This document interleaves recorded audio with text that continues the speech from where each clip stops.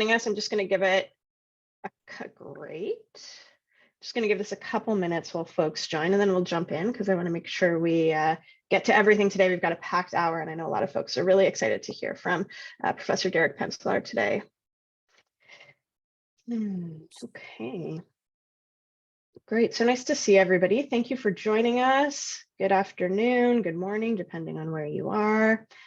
I think I'm going to get started and folks can join as they're joining.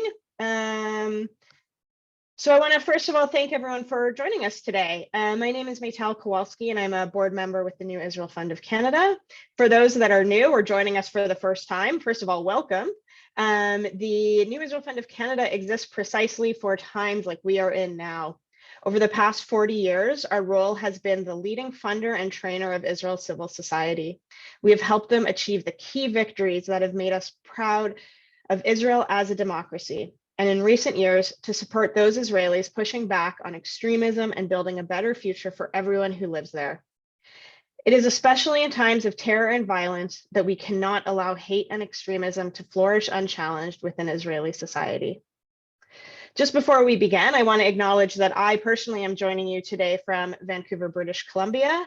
I'm on the traditional and unceded territories of the Musqueam, Squamish, and Tsleil-Waututh people, stewards of this land since time immemorial. If you want to share where you are joining from today, you are also welcome to do so in the chat. We're very fortunate to be joined by Professor Derek Penslar.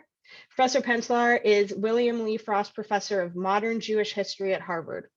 He approaches modern Jewish history from a transnational and global perspective. His work encompasses the history of the Jews in modern West and Central Europe, North America, and Palestine, Israel. He is particularly interested in the relationship between modern Israel and diaspora Jewish societies, global nationalist movements, European colonialism, and post-colonial states. Professor Penslar is also a member of the New Israel Fund of Canada's Advisory Council. Derek has recently been in the news following his appointment as director of the Harvard Anti-Semitism Task Force. And not to burst anyone's bubble, but he is not at liberty to discuss the current controversy today. That being said, we do believe that the best response to attacks on prominent scholars is to expose more people to the depth of their scholarship. And so that's what we'll be doing today. And I just want to let everybody know before we jump into our questions, just how we're going to be using our hour today. So I am going to ask some moderated questions at the beginning, but we do really want to hear from you. We're in meeting format, so we can all see each other, which is really nice. So I encourage you, if you do want to ask a question, you can use the raise hand function, which is at the bottom of your Zoom screen, I think in the reaction section. You can say raise hand and I'll see you and I'll call on you and you can get a chance to ask your question to Derek personally. If you're not comfortable with that, you can always put your question in the chat and I can read it out for you. But as we start talking, if you hear things that you want to ask questions about, don't wait for any formal moment. You can just kind of raise your hand or put your question in the chat and we'll get right to you. With that, without further ado, because we have some great questions to get to, Derek, thank you so much for joining us. Welcome. Well, thank you, Maytal, and thank you, Ben and Hannah. Thank you for the invitation. It's great to see you. It's also 100 participants. That's terrific. So amazing. Great to see you all. By the way, I should just start by showing you that I always keep on my desk my Theodor Herzl action figure. Just want to make sure that he's, in case David Matlow is watching. Amazing. Okay. That's a great intro. Drawing on Herzl and going maybe even a little bit further back. So for folks who haven't read, the book is called Zionism, An Emotional State. That's your most recent book. And for folks who haven't read it, it's really interesting because you focus on the emotions of Zionism as opposed to, the policy or the political movement. So I wanted to ask you a little bit, if you can tell us maybe a little bit more what you get into in the book and also why you chose to focus specifically on Zionism and the emotions connected to it. Sure, I'm happy to. It's really interesting how ideas for books sometimes come just out of the blue. So I've been asked to write a general history of Zionism for a series on what are called keywords in Jewish studies, and they have a whole series of books on other topics in Jewish studies. And I don't know, I was just going to write a kind of standard, historical narrative. And then one day at Oxford, where I was teaching at the time, I was talking with a colleague at lunch who worked in international relations, and I asked him what he did, and he said he worked on emotion in statecraft and in international relations. And I said, well, what's that? I had no idea. I knew nothing about it. And he told me, and I said, well, send me some of your work. And I read it, and I realized that it explained so much about my own research interests better than anything I'd ever read, because I'm very interested in national movements and nationalism as an ideology, and particularly as these ideas apply to Zionism in Israel. And it just occurred to me that you can't separate ideas or politics from collective emotions. And I just started reading widely and teaching courses on the history of emotion, and then writing a book about it, because there really is no such thing as thought without emotion. I know that we often think, oh, you're being irrational, you're being emotional. But actually, emotion is completely intertwined with all thinking. And the constant interaction between our endocrine system and our brains. So there's a neurological basis to it. And as I write in the book, we're constantly feeling, even if we're not aware of it, it's, like your operating system of yourself is emotional. And you might be feeling a mixture of emotions all at the same time, and they might be very low intensity. And then there are times where they pop up and they become super high intensity, like fear or anger or whatever. So I think that emotion as a category is incredibly important for understanding human behavior as such, and then the collective behavior of any social movement. It could be a political movement, like a national movement, or it could be a political party, or the civil rights movement, or the feminist movement. They all have a powerful emotional dimension. So I tried to take all those insights and then pour them to understanding Zionism in Israel, and that's where the book came from. Thank you so much for that. And I think that leads really nicely into the next question. I think for a lot of folks, especially those who are more, maybe of younger generations, those of us who find ourselves, a little bit more on the progressive left vis-a-vis Israel, there's oftentimes a lot of discussion and debate and discourse around non-Zionism or post-Zionism, not necessarily anti-Zionism, but this post kind of Zionist world or non-Zionist world.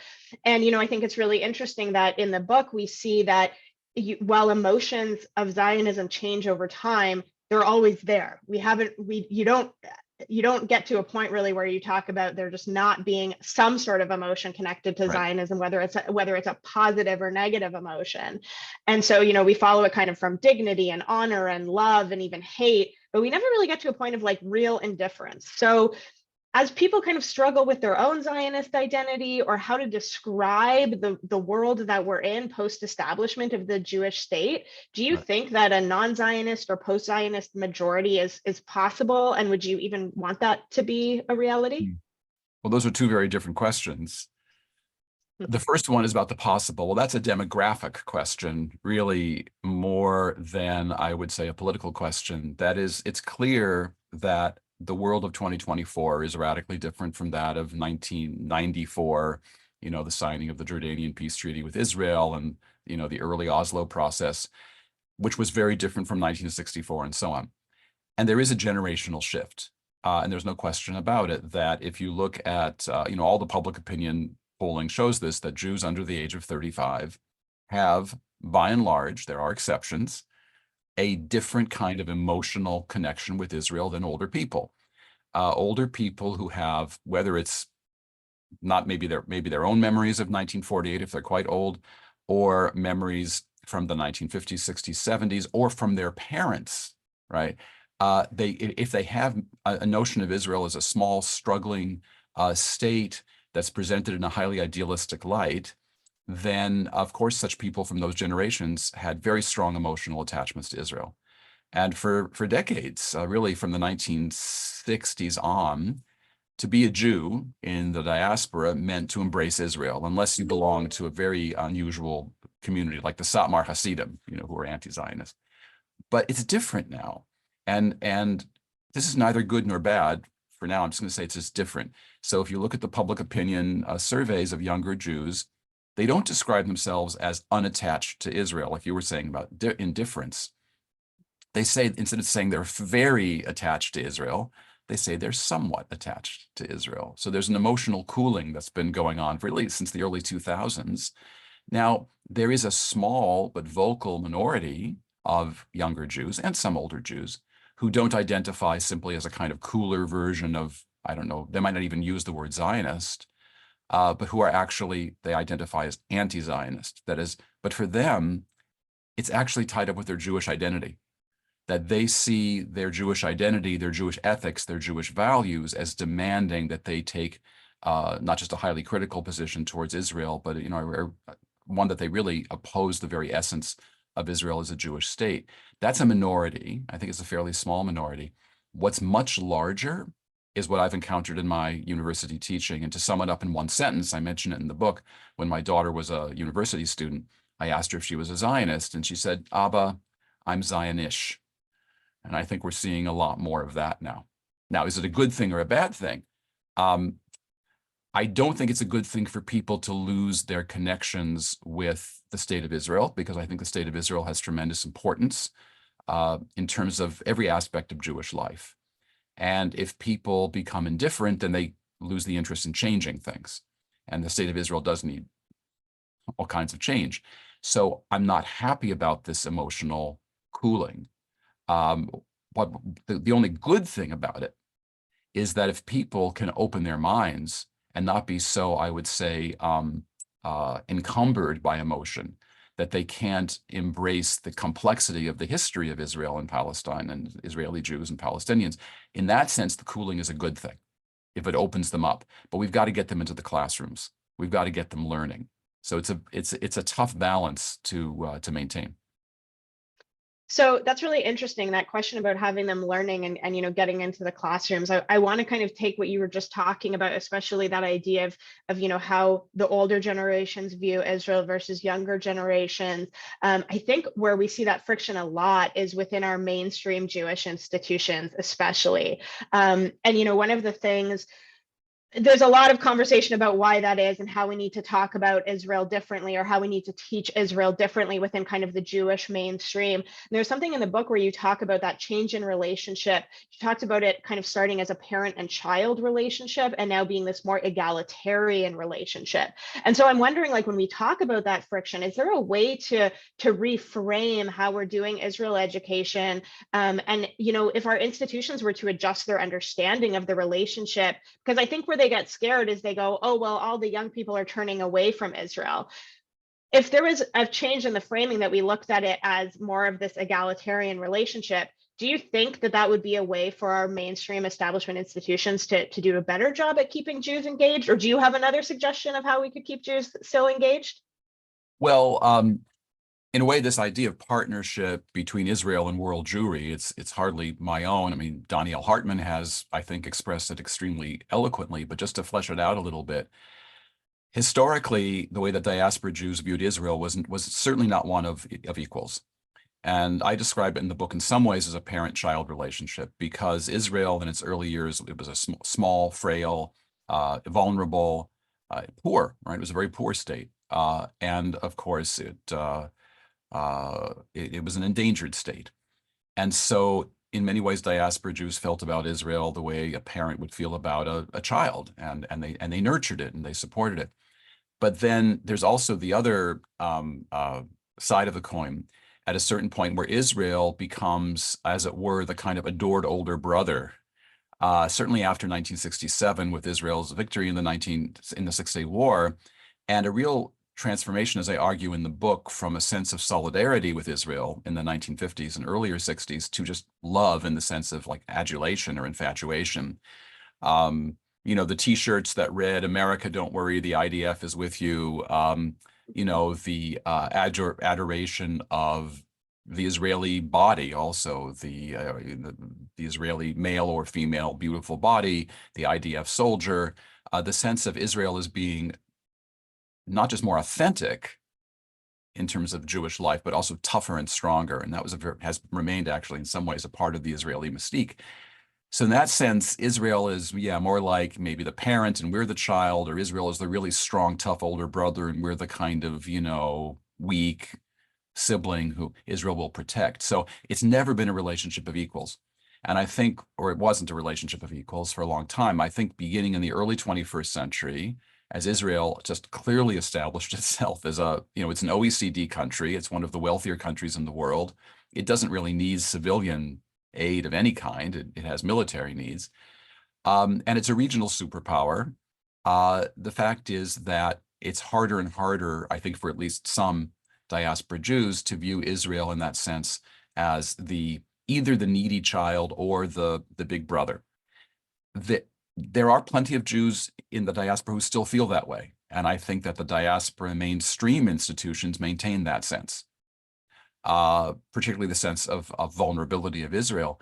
But I do believe that an emotional connection based more on what I would call a kind of, egalitarian or sort of, what I call in the book philia, love between friends, that could work.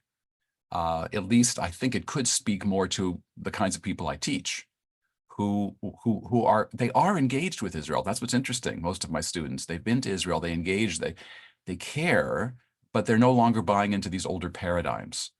So I think the idea of world Jewry, which is a term Daniel Hartman prefers to use rather than diaspora, world Jewry, which Israel's part of. So the more egalitarian relationship, I think, could be very healthy. However, it's not as electrifying, right? It's not as exciting as that parent caring for a needy child or the sibling who adores their older, big brother.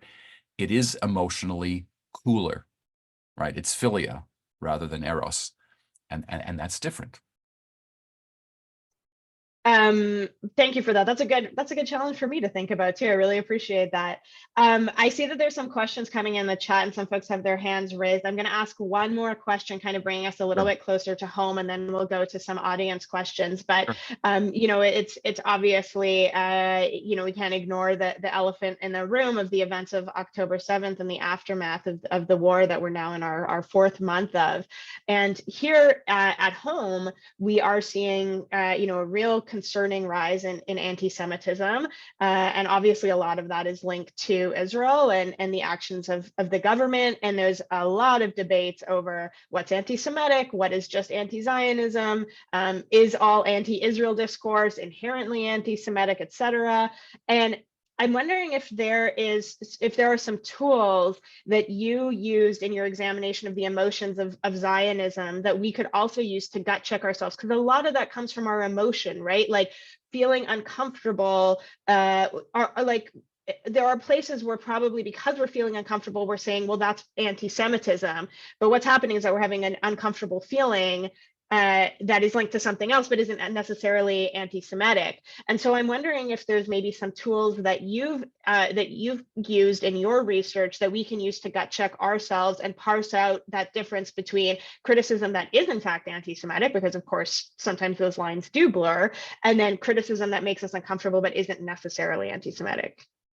It's a terrific question because, again, it's operating, there's two levels. There's the level of the person who is, as it were, performing the speech act. There's the person who's expressing something which we might find to be anti-Semitic, and then there's the person who perceives it, right? So there's the actor and then the person who's acted upon.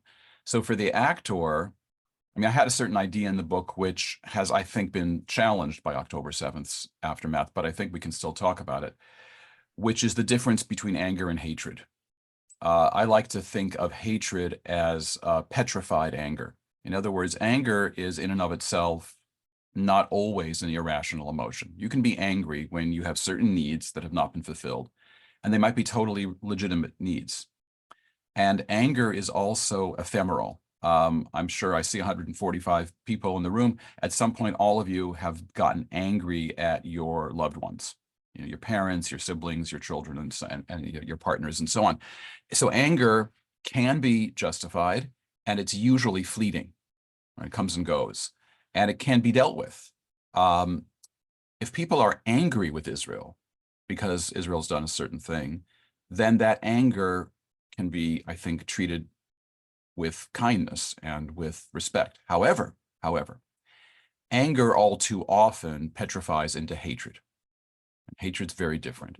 Hatred is a lasting emotion in which the subject of the anger, or the object of the anger, it's not just that you want to have that person meet your needs, you want to destroy that person, you want to remove them from your life. And that's the problem, is distinguishing in our own head between, is this person coming from a position of anger or a position of hatred? Obviously, a lot of what we're seeing is coming from a position of hatred. And the problem with hatred, and again, to continue with a geologic metaphor, hatred can become molten like lava, completely and destructive, and that's rage, because that's the problem. Anger in and of itself doesn't feed rage. Anger, but when you really hate someone, and then of course we saw what rage could do on October 7th, and it's unspeakable. So that's what worries me. Now, the problem is when you are encountering a pro-Palestinian demonstration or you have an unpleasant verbal altercation, you might not have the presence of mind to be thinking in that moment, wow, is this person coming from anger or hatred? It might be very difficult. But I think when we step back, and we maybe read about the incident or we reflect upon it, maybe we can think about that difference. What saddens me very deeply about what's happening all over the world right now is the extent to which we are seeing anger slip into forms of hatred, and then hatred can all too easily melt into rage. I don't have an answer for that, but I think that there are interlocutors, at least in my world, my academic world, who are supportive of the Palestinian cause, be they Palestinian or not. They're very angry, but they're not hateful. And the people I work with, who I'm fortunate to work with, are not hateful people. And I think we have to make sure that we do not tar those people who are angry but not hateful. We mustn't reject them. We must work with them. We must listen to them, even if what they say makes us uncomfortable, because they don't hate us. They don't hate us. So some of them don't.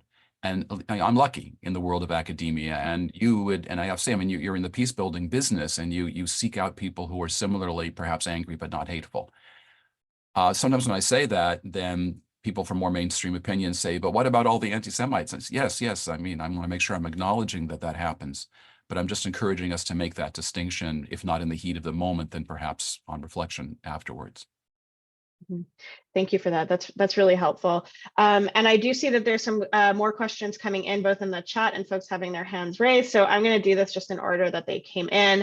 And there's one in the chat. So to take us back to what we were talking about with the younger generation, someone asked if the North American younger demographic is less attached to Israel, are they losing connection to their age group, their peers in Israel?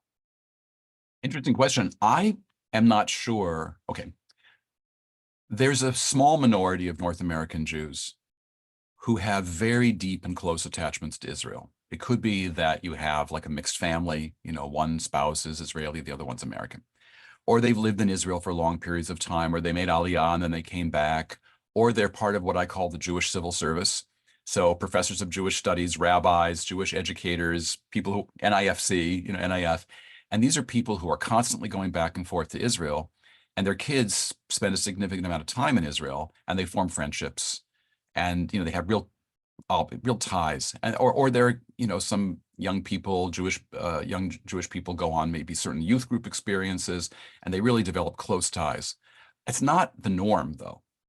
It's not the norm. Certainly in my teaching, and I've been teaching now for, my God, 40 years.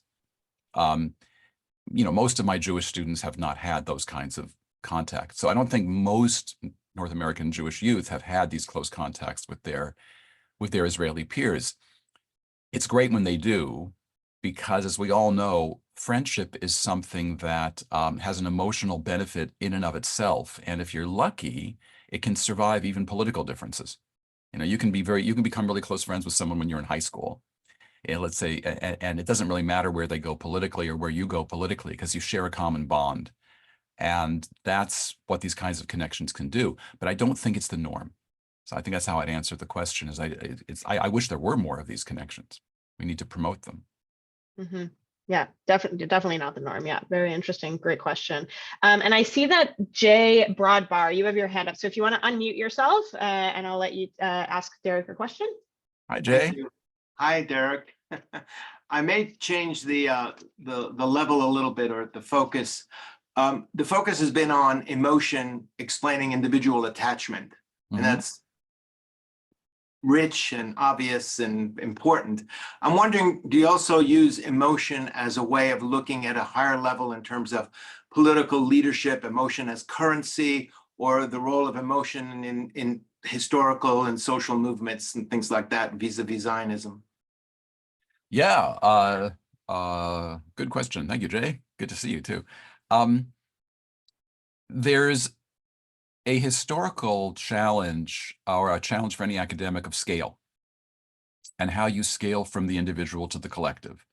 Because historians are often, they can write about individuals or they write about aggregates or groups, but they have a hard time dealing with both. And the thing with emotion is, sure, it functions on an individual level, but it also functions on a collective level. And most of what I write about in my book is actually not about individual emotion, it's about collective emotion. So it's how organizations, governments, elite actors develop an emotional vocabulary with which they want to persuade or convince you, all of you, to feel a certain way. And a lot of my book is about that and a pushback against a crude theory of manipulation. There's kind of a very simple idea that people, let's say in mainstream Jewish organizations or in governments of any kind, anywhere in the world, are trying to manipulate you emotionally to fear, to hate, to love, and so forth. Well, they might be trying that, but it only works, at least I argue, if there's something inside of you, the individual, that can resonate in response to that emotional appeal. In other words, it's a dialogic relationship between elite actors and the public. So I do write a lot in the book about this kind of bottom-up, top-down approach, about how elite actors form emotional language, when it seems to work, when it doesn't work. And of course, the elite actors themselves are emotional beings. And that's very clear, in the work on emotion and international relations, and to what extent they're merely signaling emotion and to what extent they're really feeling it. So, no, that higher level of elite actors and the relationship between elites and the public are a very important part of the book.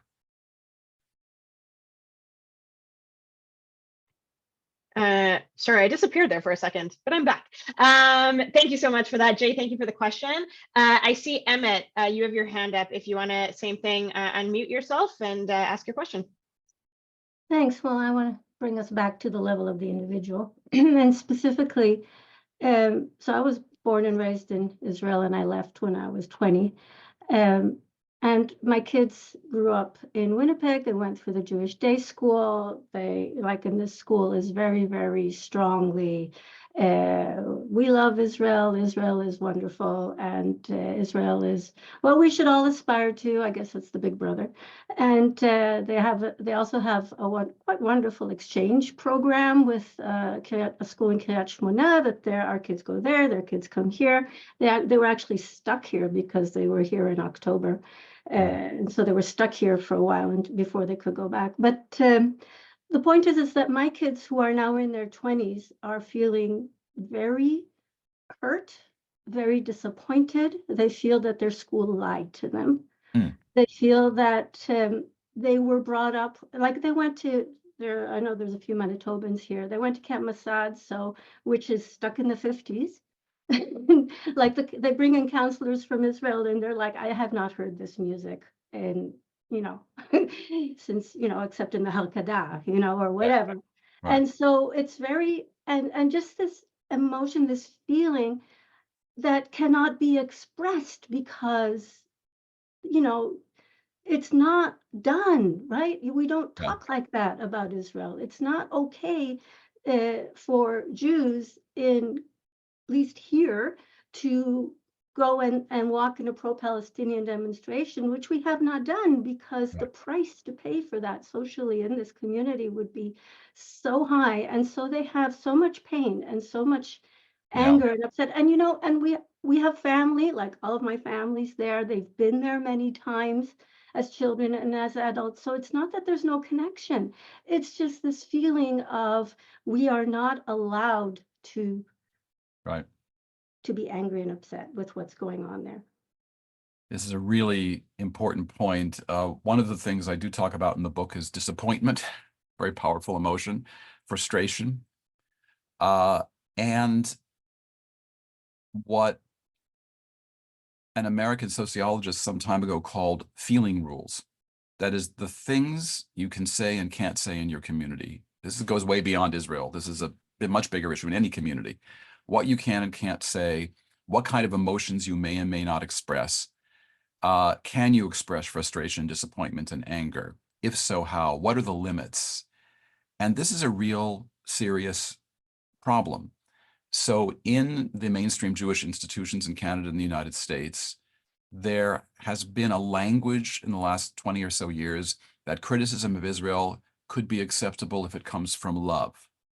That phrase is used over and over again. I've seen it in lots of language. If it comes from love, well, what does that mean? So it can't come from a position of perceptible anger, frustration, or disappointment. It has to come from love. But then what kind of criticism? So what I find, if you go back into the 1980s or 90s even, the kind of criticism that was acceptable was Reform and conservative Jews criticizing Israel for the monopoly, the Orthodox monopoly on religious life in the country. That was acceptable criticism because it was considered loving. It's all within the Jewish family. But criticism of Israel's policies towards the Palestinians has always been suspect. And in the 1950s, the American Jewish Committee, the most mainstream Jewish organization you can imagine, was at that time still officially non-Zionist. It only became Zionist after 1967. And they hired a young American academic who knew Israel well, named Don Peretz, to investigate the issue of the Palestinian refugees. And he did, and the American Jewish Committee was really very interested in the problem of the Palestinians and the refugees, and it tried to lobby Ben-Gurion and the Israeli government to make a difference. And, you know, the Israeli government really pushed hard on the AJC, and they eventually got this academic fired. And there's a great book about this, if I can plug, not my book, but a new book by a guy named Jeffrey Levin, which is a book called My Palestine Question. And it's specifically about how American institutions did or did not deal with the Palestine issue from the 50s through the 70s. So the feeling rules have allowed certain kinds of criticism, but not others. And I think that's of course, the difficult position that groups like J Street or NIF have been in, which is that these are groups that support Israel, but they're also critical of Israeli policies. And how can you be both? In 2010, Hillel International proclaimed new guidelines that there was no really place in Hillel for a person who denied Israel as a Jewish and democratic state. So you could be an Orthodox Jew, but if you were an anti-Zionist, there wouldn't be a place for you. So you can see where the feeling rules have been within the mainstream organizations. But, you know, NIF is not such a small organization anymore. And J Street is also, you know, growing. So I'm saying that there are lots and lots of Jews who don't necessarily accept these feeling rules. But what your, you know, children have experienced, I've just seen it over and over again, where they're given an image of Israel when they're young, which is just unrealistic. And it would be much better if they're presented with a more realistic view of Israel, as I think, you know, history should be taught in general. It's not a story of good guys and bad guys. It's just human beings with their virtues and their flaws. So I'm sorry about your children, but I've heard that all too many times. So I think there is an answer, but it requires some fundamental changing in the way that the mainstream organizations think about Israel. Thank you, Emma. Thank you for that question. I actually want to, there's something really interesting there, because that's also an emotion with those kids, right? They're feeling so much anger. A lot of why we see these complete 180s with kids is because they feel so betrayed that they go, you know, they find themselves completely on another extreme. And so there's a question, and I know there's a few folks who still have their hands up as well, but there's a question that ties in really nicely to that. So I want to bring that in now, which Jeffrey Wilkinson, thank you for this question. He is wondering if you could speak about the mainstream Jewish reaction to the Gaza protests and the pro-Palestine protests. Is there an anger petrified to hate, as you had talked about, that's also present in those responses? We see, you know, a lot of the rhetoric is being, anyone who's at those protests are referred to like pro-Hamas protesters. So do you, you know, and they're all seen as like violent or anti-Semitic. So is there, how does anger work on that flip side of this conversation? So earlier I presented a kind of a schematic where I talked about how anger can turn to hatred and hatred turns to rage. But what is the source of, there's another source of hatred besides just anger, and that's fear. I mean, fear leads directly to hatred. If you're afraid that someone is going to harm you, and if they harmed your members of your faith community, of your ethnic group, whatever, you may very well hate them. So I think what's going on in the mainstream organizations and many people around Jews, throughout the world, and understandable, is hatred. Is fear. I mean, Hamas killed 1,200 Israelis in the most barbaric way on October 7th. And this is not the first time that Hamas has, carried out violent attacks against Israelis. So there's fear, and fear that, again, whether or not this is geopolitically or whether or not this is militarily, strategically true, the fear that Hamas is irredeemably evil, and that anyone at this time who's participating in a protest for Palestinian freedom and does not explicitly, uncompromisingly condemn Hamas is therefore a supporter. And people are terrified of Hamas. So I'm not saying, and that's not irrational, right? This fear is not irrational. The question is then, how many people who support the Palestinian cause at this moment definitely endorse Hamas? There are plenty who do. There are those who don't. And is this kind of fear-induced hatred in some way helpful? Can it lead to constructive action? That's a very tough question. I understand why people are afraid, and I understand why they hate. But what's the response going to be? And that's where we get into, I'm getting to the border of some issues I can't talk about. But there is a problem, for example, with freedom of speech, which is a little different in Canada than in the United States. Canada has some restrictions that the United States doesn't. What kind of expression, which can be speech, it can be text, it can be images, what kind of expression is legal and is illegal? And then what kind of actions are legal and are illegal? And then it moves from the realm of, let's say, a scholar like myself to the lawyers. So that's the problem. I completely understand the fear, and I do not condemn that fear. But it can lead to hatred, which then is, as I said, enduring, all-encompassing, very hard to get rid of or to chip away at.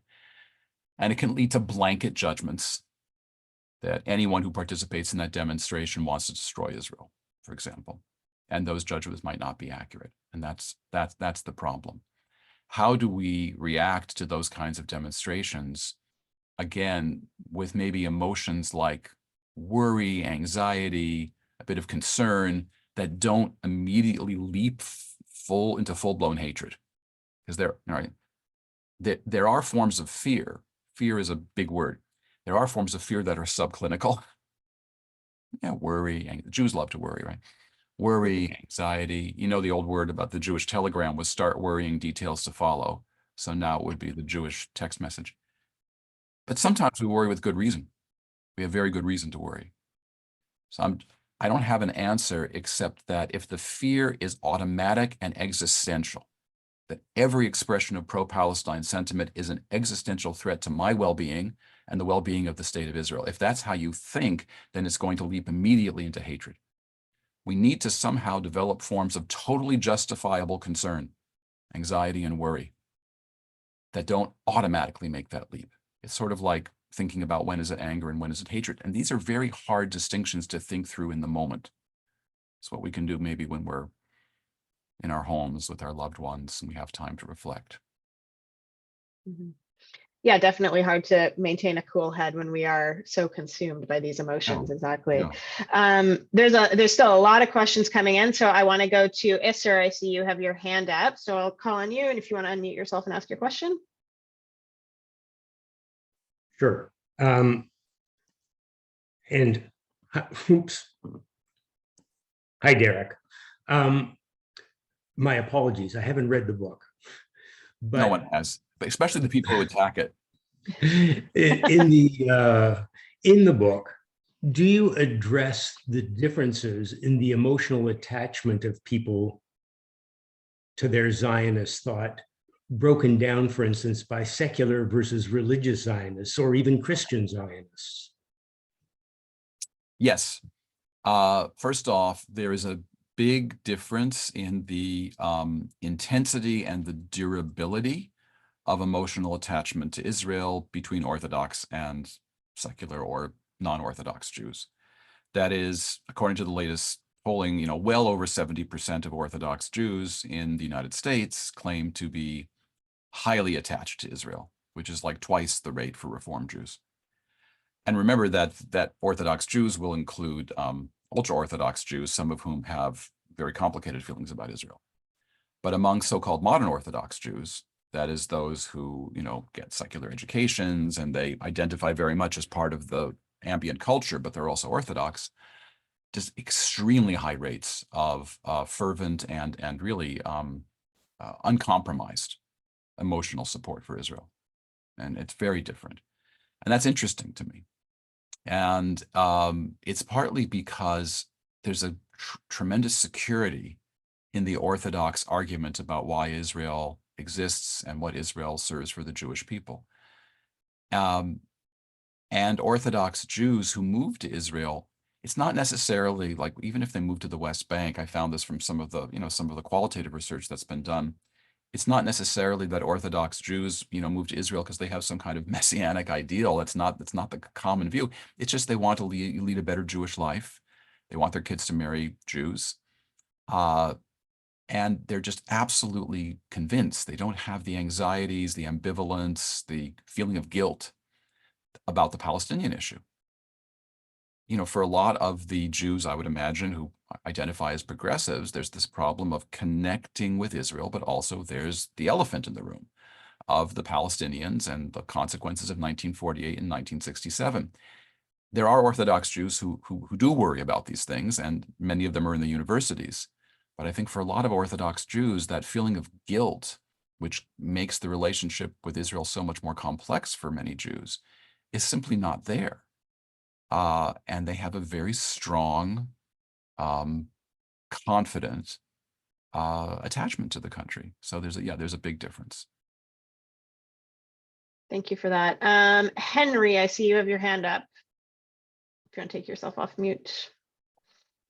Hi, I'm Maytal, and hi, Derek.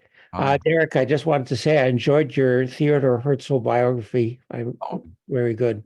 thank you. And I will look forward to reading your new book at some point.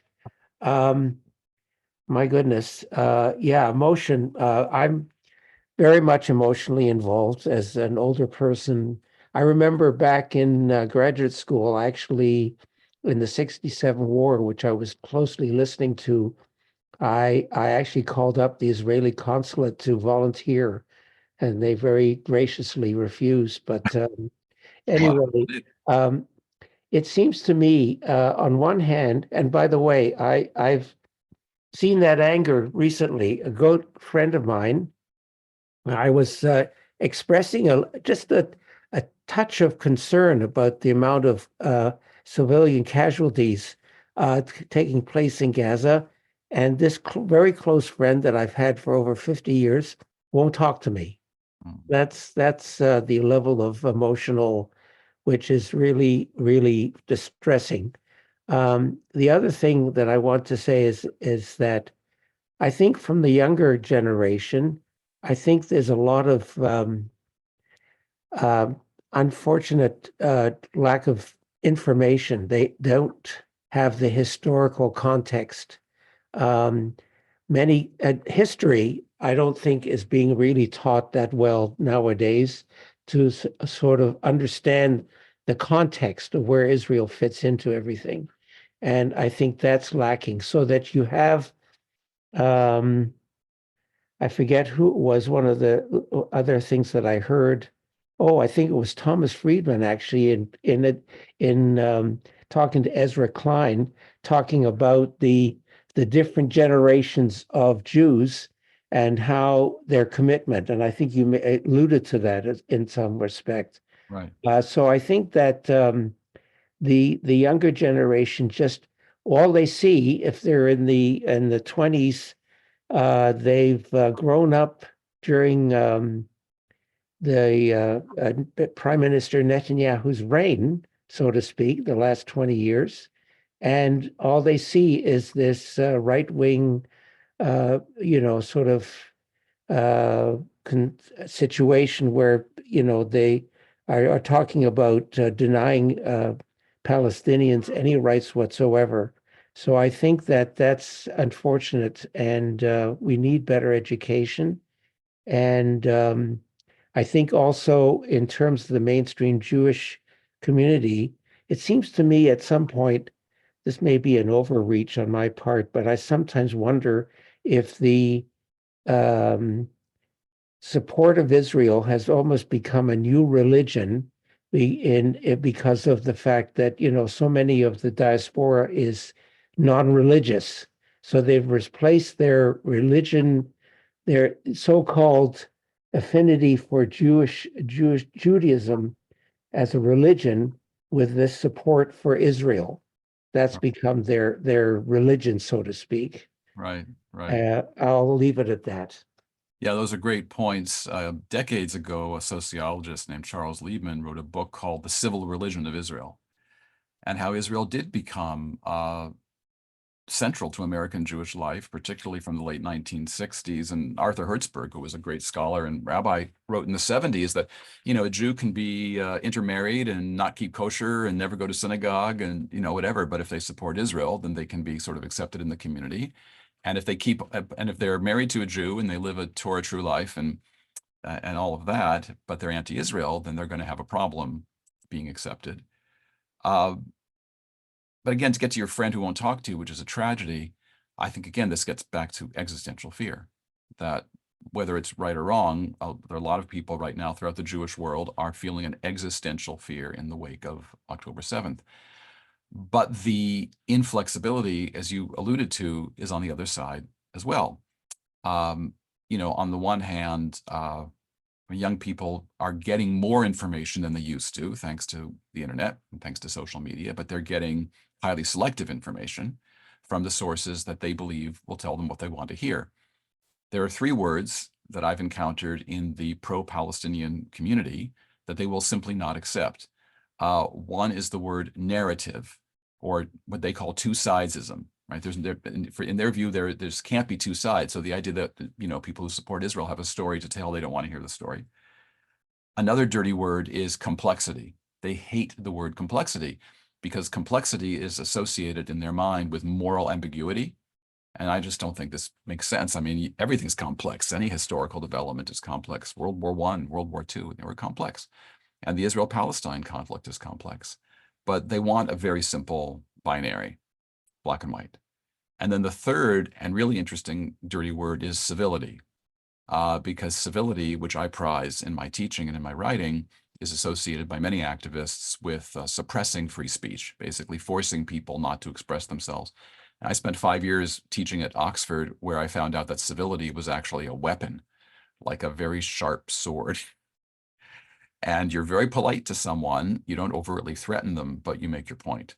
And I think that civility actually would promote a better conversation. So I agree with you about the unhappy state of knowledge about the conflict.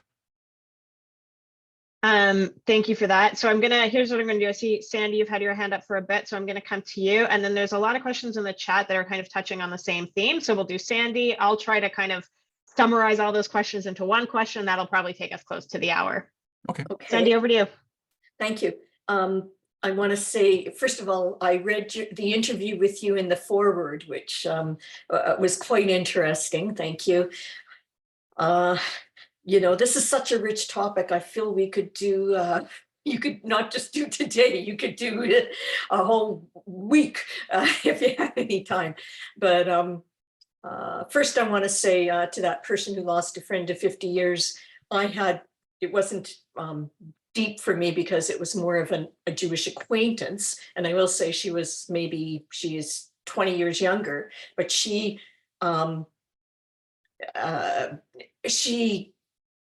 greatly objected that I described October 7th as a massacre and the barbarity. And in the same post I had written that, I was bemoaning the killing of so many Palestinians, and she felt like I should be posting only about the Palestinians because it was so many so much more in number. And this is way before it became 27,000. And in fact, she ranted in a big message to me before she blocked me that she said, if I have an ounce of humanity, so she was, I would be posting all about what's happening to the Palestinians. And I'm very empathetic, but to what's happening there. But anyway, she basically said, I don't have an ounce of humanity in her post, which I felt was not listening to me. But my question, sorry about, there's so many questions, but one question I have is that it's very funny because I was going to talk about narrative, and you just said about that's considered a dirty word, but to me, it seems like a lot of I'm a left-wing Jew, but some of the even further left Jews from me have gone, I'm talking about the BDS Jews, have gone from criticizing the occupation to now essentially only looking at a one-state solution and feeling Israel doesn't have the right to exist. And they all look at 1948 and that Israel is an illegitimate state. And one thing, I don't know if it's possible to ever reach those, but one thing I do think is necessary from a place of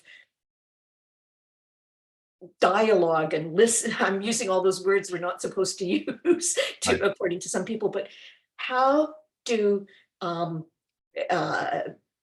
left-wing Jews and Palestinians and their supporters talk about the founding of Israel and what they refer to as the Nakba in a way that the emotions don't run rampant, where we can have and here's another word, a civil conversation about it. I think we have to acknowledge that the emotions are there and we don't suppress them. We don't deny the anger. We don't deny the frustration, the disappointment, the fear. We have to, and the mourning, the grieving. We can't deny any of that. The question is it possible to do all of that and still have a civil conversation? Well, there are some people who do. I have Palestinian colleagues and we talk to each other. It's how do we do it? I think it's because fundamentally we acknowledge each other's humanity, but there is an affective trait that I think might be inherited or it might be epigenetic, and it just is embedded in some people's characters more than others. When I first heard about October 7th, it took me a while to understand what was going on. I couldn't comprehend the scope of it. I figured it was another pigua, a terrorist attack, and it would kill some people, which is always horribly tragic. But, then as the news came out about just how horrible it was, I've got to admit that my fundamental and overwhelming emotion was not anger or hatred. It was sadness. It was just an overwhelming sadness. How could this have happened? And how have we come to this? And I think that when people have that affective base of sadness, as opposed to fear, anger, hatred, they can actually connect. So it's very important. And I was teaching that week, or the week that after before the massacre happened, I was teaching a poem by Bialik called In the City of the Slaughter, which was written after the pogrom in Kishinev in 1903.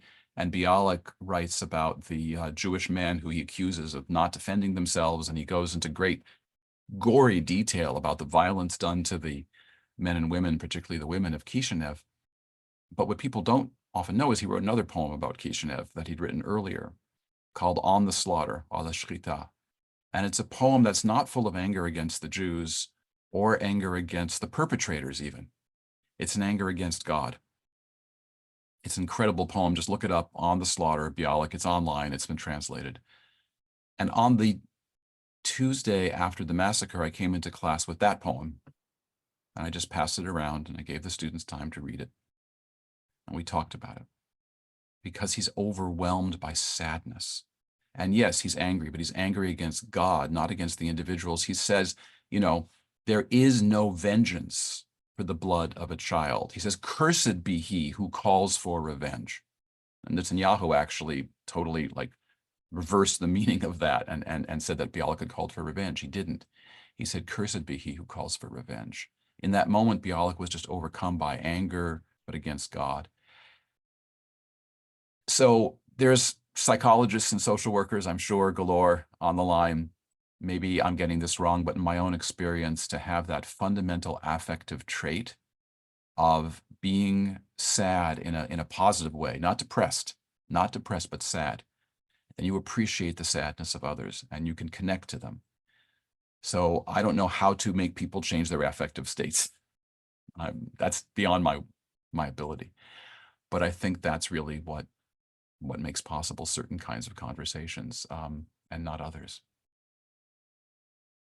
So one of the questions that keeps kind of being asked in slightly different ways throughout the chat, which I think we'll end on, which is kind of what you're talking about now. And I think it's a really hard question to answer, but people are so curious about this, given how much polarization there is, demonization there is, anti-normalization. You know, you talk a lot about we need to figure out how to separate anger from hate, from sadness. How do we actually do that? If there is someone in our life or in our community or even outside of our community that we want to engage in more and try to discern that in order to be able to reduce kind of some of the tension, some of the polarization, drawing on how we talk about our emotions and how we show up with our different emotions to conversations, how would we have those conversations? I think we have to realize that at this point, a lot of Palestinians don't want to talk to us, including Palestinians who had talked to us in the past. Like I have colleagues who simply don't want to do dialogue groups anymore. It's accomplished nothing. You know, they're very angry, and sometimes it moves into hatred. I think one thing we need to do, you know, there was an earlier comment about education. Well, education is a really complicated word because it can refer to not just teaching people about maybe the complexity of Zionism and the wonderful things the state of Israel has done for the Jewish people and the meaning of Israel to Jewish people the world over, but learning more about the Palestinians. And that's harder. Reading about the history of the Palestinians, and not only as victims, but reading about the formation of Palestinian nationhood, reading about Palestinian culture and literature. I've just read recently an amazing book about the formation of Palestinian identity outside of Palestine in the early to mid 20th century. A certain desensitization. For example, I don't know how many people, I'm sure some people here read the Arabic press in English, right? There are many websites that provide, you know, Arabic perspectives, or Arab world perspectives. Some of them we would find very jarring, offensive, and maybe even inducing fear. Others a bit less so. And just to sort of familiarize ourselves with that and then ask ourselves, okay, so what we're reading now, is this irreconcilable with my feelings about Israel? Is it reconcilable? But I think when you talk about education, that's something we have to do. And I've got to say, it's not always easy, right? It's not easy because even someone like myself, and I try to rise above the emotions, and you know, it does happen that I'll come across something in an archive or in a book, and I verify that it's true, and then I'll say, oh God, I really wish that weren't true about Israel, but it is. And just understanding the depth, the richness, and the endurance of Palestinian society and Palestinian culture might make it a little bit easier for us to understand them, and to understand that when someone, you know, calls for justice for the Palestinians, it could mean a lot of things vis-a-vis Israel. And just a final note, that's a practical one. Someone mentioned the idea that Israel, you know, among far left Jews, that Israel is illegitimate and, you know, has no right to exist. When people say that to me now, rather than argue with them, I just say to them, okay, here's the deal. The state of Israel exists. It has 9 million people. Okay, it's not going anywhere. You can talk all you want about colonialism, right to exist. It's not going anywhere. So what are the choices? The choices are basically between the river and the sea, a Jewish-dominated state in which Arabs are subordinate in one form or another, varying levels of discrimination, because it's very different for Arab citizens of Israel, as we know, very, very different. Or an Arab state dominated by Arabs in which Jews either don't live at all or are, as one Hamas conference put it in 2021, all Jews will be killed or expelled except doctors, and computer programmers will be forced to stay in the country to perform basically slave labor for us, to compensate us for the damage Israel has done to us. So that's probably a view that I would imagine no one on this call favors, an Arab-dominated state in which Jews are either, expelled, killed, or enslaved. Okay, you don't like those two options. What are the options left? Partition, 2 states, and in one form or another, confederation, there's this one homeland, two homelands, what is it, the initiative, one land, 2 peoples, one homeland. 2 people, 1 land, something like that, yeah. Which has all kinds of neat ideas about 2 states and how they would, communicate with each other. Fine. And if you really don't like that idea and you want the 1 state option, okay, how's that going to happen? 1 land for all, right? How's it going to work? What's going to happen to the 7 million Jews? There are people who support the Hamas who say they will, quote, go back to Poland. No. First of all, half of the Jews in Israel are from MENA. They're from the Middle East and North Africa. They're not going back to Poland. They're not going back to Morocco. Ain't going to happen. Okay, the state will continue. Now, is it really possible to form some kind of new union in which Jews and Arabs, live together in a unitary democratic state? If someone really believes that, and they believe it could be worked out, let them figure it out. I'm not going to condemn them. Go ahead.